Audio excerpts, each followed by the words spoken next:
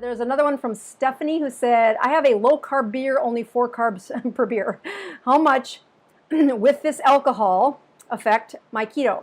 Since I'm following the diet for weeks, fell off at 1 meal a day for months and fasting up to 48 hours of fasting. So it's a good question. I would push you to say before you add beer, if you're back on the ketogenic diet, before you add any alcohol, I would get yourself 2 weeks at least of just solid ketosis without alcohol.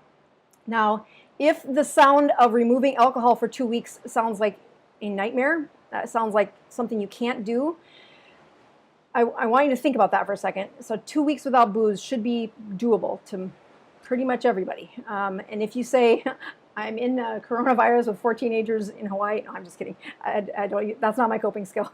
But I get it. I can relate. I know how hard things can be when you're trying to change food behaviors, and the one place that you like to shut down and relax is alcohol. What I have encouraged patients to do is use distilled alcohol because there are no carbohydrates in it. I do want you to be very careful because alcohol is more powerful when the inflammation is lower. So the longer you've been keto, the less booze you need. I'll tell you, a couple of patients gave me some tricks. So here's the beginning of a bad joke, I suppose. So if you have a mitochondria and the fuels in front of it include a carbohydrate, a ketone, and alcohol, all 3 of those are fuels that burn through a mitochondria. What fuel burns first? And I'll just give you a second to maybe post an answer. Now the question isn't what fuel was made first in a ketogenic state. It is what fuel is burned first. And with just enough time there to hopefully a few people answered, the right answer is that the alcohol is burned first. The ketone is burned second, and the glucose is burned third. Now, when you're looking at the liver to make ketones, at the beginning we drop those carbohydrates to 20 carbs or less because we want that blood glucose to drop, at which point your body will then make ketones. So that is not what I was asking in that question.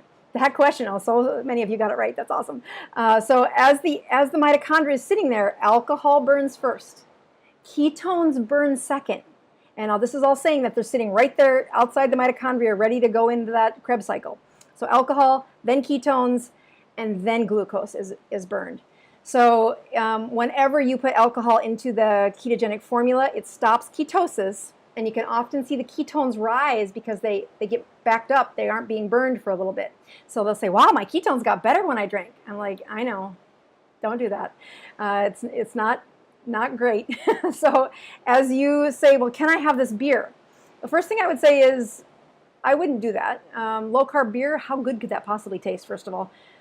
Second of all, alcohol and ketones turn into a dangerous, I mean, you can get drunk really easy is what I'm saying there. So maybe that's cost effective for you. But finally, what a few patients have taught me is that the ketones mixed in their alcohol is how they like to do it the most. Meaning they said the next day they had the least amount of hangover. They really were careful to only have the 1 drink, but found that when they had their mixed alcohol drink with ketone powder in it, that was their favorite way.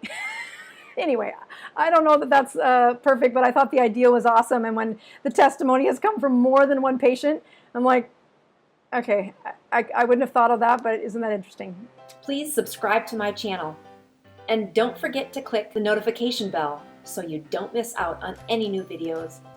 Stay tuned.